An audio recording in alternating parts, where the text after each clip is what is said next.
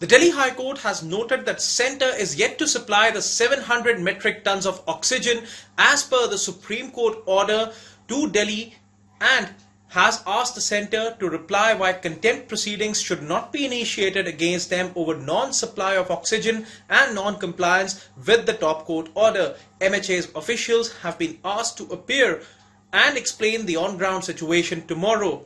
Also, the court made it clear that centre will have to supply oxygen to Delhi as per the top court order and not as per its own calculation.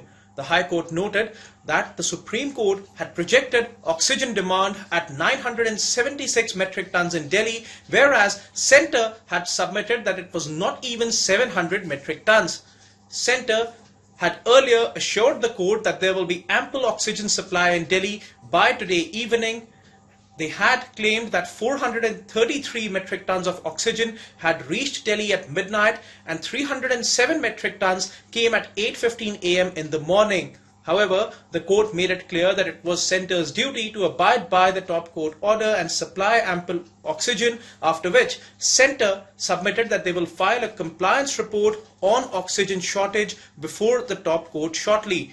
The High Court had also suggested decentralization of delivery of oxygen cylinders to curb any confusion and shortage, even suggesting that the management may be handed over to IITs and IIMs to sort out any glitches. The court also made it amply clear that there is no doubt that those dying of lack of treatment need to be compensated, while it made a reference to another case in which the court has sought a reply from the Delhi government over a petition seeking compensation over the death of a 30-year-old due to lack of treatment in the national capital.